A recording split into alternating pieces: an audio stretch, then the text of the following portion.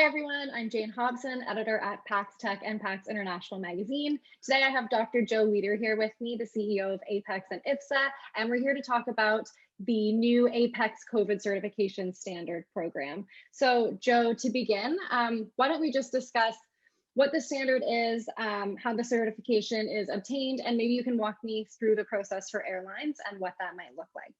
Shane, certainly, and thank you so much for having me here today. From our perspective, the Apex Health Safety Standard, powered by Simplifying, was designed really around how can we set a gold standard of airline safe travel for airlines worldwide to follow, and then set higher standards where airlines can go above and beyond to the platinum level, to the diamond level. And we did so over the course of from September forward of last year.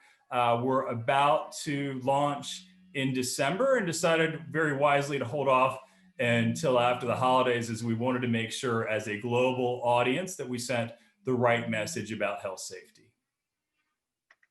Awesome. And I think that leads into my next question as well, which is, kind of what is the message, or what are the goals that we would want this standard to achieve for the airlines, the passengers, and the industry?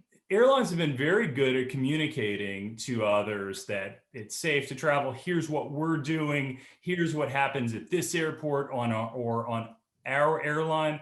What's really important is we have not yet had global standards put forward that bring all airlines up to, you must be at this bar, and we ideally would like for you to go above and beyond. That's what we did over the past several months. And in launching with our first dozen airlines, it really provides a great beginning platform for the safe return of travel over the course of 2021. Right. And so in that press release that PAX received, like you just mentioned, there's a dozen airlines and I think 30 some more in the audit process. So what is the plan for Apex going forward to get more airlines involved? Well, we have quite a number that we are working through right now. So the good news is that we're being extraordinarily thorough. I think people were surprised to see some names not on the list thus far, and we're working. Nearly a third of our airlines thus far have actually improved their health safety processes for their customers, because we view this as a customer-centric standard, something that really thinks not what's the best thing to say, but what's the best thing to do for health safety in a COVID-19 world. That's the one area where we're trying to make certain that on a global basis, the message resonates and is the right level of safety for the right areas of the world. For example, I think I would feel completely comfortable in Australia and New Zealand traveling, just because it's so tightly contained in bubbles, versus in other parts of the world, you might want to, have them be gold, platinum, diamond level, simply for your own added knowledge of well-being and audit from outside the airline itself. So for the audit process, is it in person? Is it virtual? Is it, a mix of both? And is there a cost associated with receiving the certification, and what would that cost look like for airlines? Certainly. Let me start off with the good news, because it's a $0 cost basis to go through the audit. Apex is a 42-year-old global nonprofit. One of the things that we did not want to create is a system that during a pandemic starts by saying you could get this if only X, if only Y. And rather than do that, we started with a premise of, what if we did this as a service for all of our airlines from a customer perspective, from a critical eye, where it's not just checkbox marketing, but how are you doing health safety in a manner that maximizes the well-being of your customers? Are you putting the most important things first? For example, in the audit process, it begins online and then advances into more and more real world. What we've done is we do not simply say, oh, this is on their website, so it must be true. We actually go through physical real world examples in multiple points. For example, with we've gone through levels of detail that start around the most important thing, which is the air we breathe, the masks that we wear, the steps that have been outlined by the World Health Organization, the CDC, and others as the most important factor, worked our way through touch factors that are additive and branding factors, which are nice to haves, but not need to haves, and then kind of prioritized accordingly so that what you as a customer would view as this is most important to me. And I want to know that my airline is not just thinking about on board, but are they thinking about their hubs? Are they thinking about my safety through security? Are they putting hand sanitizer everywhere? Are they making sure that mask wearing is strict? Those are the type of things that make a big difference today. And we're advocating for strongly on behalf of customers, which is I believe, the unique value add that is the Airline Passenger Experience Association that Apex really has to have in this kind of world. And that's what we want to do, is help make it better and help the return for travel in a responsible manner. So that ties in the customer-centric aspect of the whole program. That's correct, is that really you need to look at this in the terms of a traveler. I've been on many flights with my family, a couple of which I would not do again. For example, I took two flights this past summer where I was not on HEPA filtered aircraft because they were commuter aircraft. Okay. On one of those flights, actually, that was an international, a small international carrier, the pilots were within breathing range because it's a commuter aircraft, and they weren't wearing masks. So those are the types of experiences that do not reflect the standards that we as an industry need to make certain. And all of the airlines that we've outlined thus far, and the ones that are going through the process, they will be able to hit the gold standard and beyond.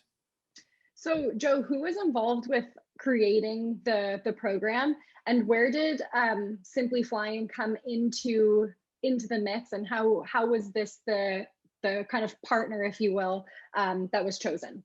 Well, Simply Flying, at the beginning of the pandemic, we've known them for quite some time. Their CEO has been a friend in the industry, but there was something very unique immediately after I spoke before the US Congress in March, is that Simply Flying, as we head into the pandemic, almost instantly and magically had a 70-point checklist of the travel passenger journey.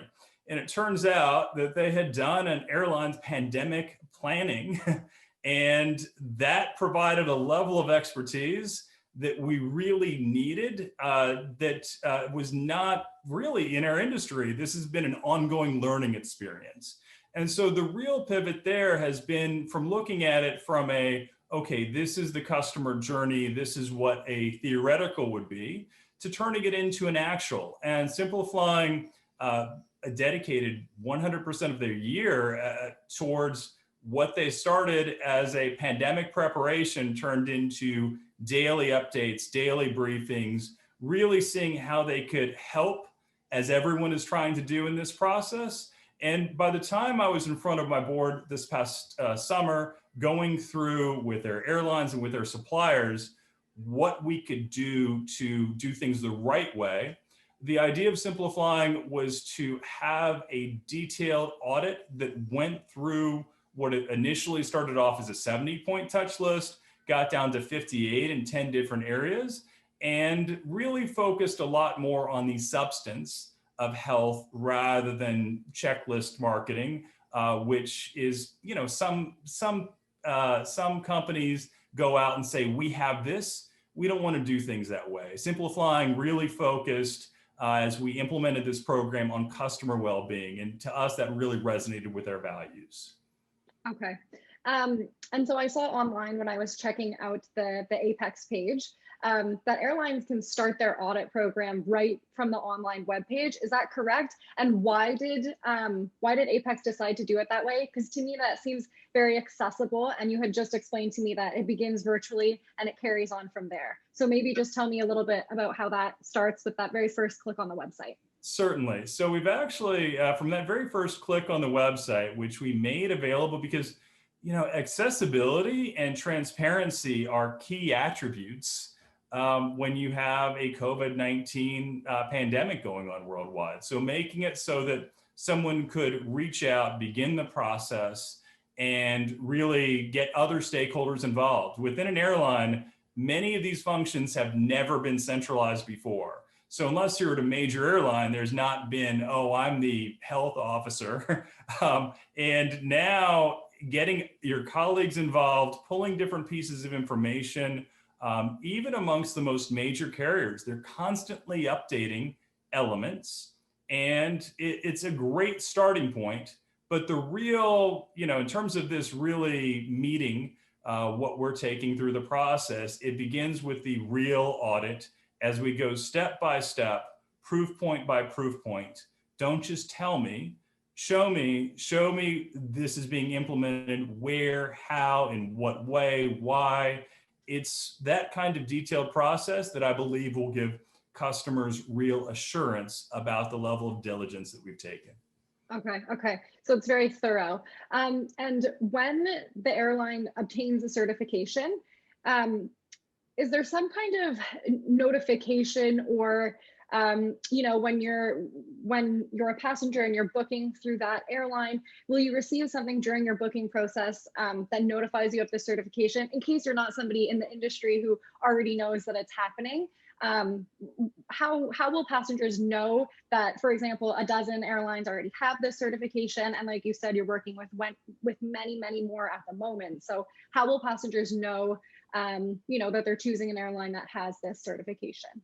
Well, the airlines are the ones that really they proudly advocated for having something more centralized. I believe that they're going to be displaying it on their own websites, but we've also been pleased by the broader travel industry. As you go through, you can see the different policies that airlines are following. And just as those icons and descriptions have been added in a variety of online travel agencies and other channels, I believe that this will become part of it in terms of, are they verified, and if so, to what level? And that, from our perspective, especially as we see the return of business travel coming in the second quarter of this year forward, that's going to be one of the most sensitive areas that they really want that level of assurance that it's not just the airline saying X, but verified that they've done Y. Absolutely.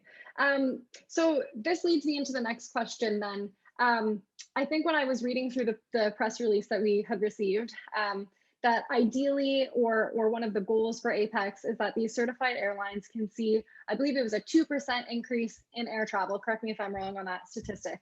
But I think by the end of 2021 or through 2021. So how does Apex see this benefit coming? And I think maybe that might tie into what you said about the second quarter and beyond for business travel. Certainly. In our initial statistical analysis, we predicted 1 to 2, and then we saw with the business travel remaining so constrained, it quickly became 2% or more of what was happening naturally in the return to travel. So for example, Jane, it's not a 2% overall, here's the bump, congratulations. It's really, as we see the return to travel, what we believe certified airlines will have themselves is a 2% higher rate of return than their competitors. We said over 2% because as we did different numbers, it kept on coming up with 2% being the minimum, because there needs to be a level of certainty. Corporations in particular, and also leisure travelers that may have been very much concerned about air travel across the pandemic, they need to know that they will be able to get there safely, that the airline will take care of them. They want to know about testing. They want to know about protocols. And airlines have been very good messengers, but it's complicated. And really, if you want that bump up as we go through, travelers that return, businesses and people, they'll want a kind of a catch-all that says simply, this airline is at this level and here's why. Okay. And then moving a little bit away from discussing the actual program, can you give an update on the stimulus package or program for airlines, and if we'll see anything kind of related to the suppliers going forward. Certainly, Jane, that's an area of tremendous pride for both APEX and IFSA. So this is an area where the International Flight Services Association really excelled. In the initial US CARES package, an additional $3 billion that was not in the initial outline was added to the package for suppliers. And this was a critical piece. In this latest iteration, the publicly available version showed the money for the airlines, but not for suppliers. And then in the final version, $1 billion of additional facilities was added for suppliers. APEX has and IFSA have given all of their members specific step-by-step instructions on how to gain access to those funds, the process, and so US companies and companies that have US operations, that's really a great way to continue the runway that all of us need back into the recovery. We're tremendously proud because it was our specific efforts in Washington from our incredible team members, actually on the IFSA side, working with the Senate and House, that were able to work that in. And we're grateful for all of our members' support as well in reaching out to their congressional and Senate representatives. Awesome. Okay. Thank you so much, Joe. I appreciate your time today. Everybody, again, this is Jane Hobson, editor of PAX International and PAX Tech Magazine, speaking with Dr. Joe Leader, the CEO of APEX and IFSA. Thank you again, Joe. Really appreciate your time. Thank you, Jane. Honored to be with you today. Stay safe. You too.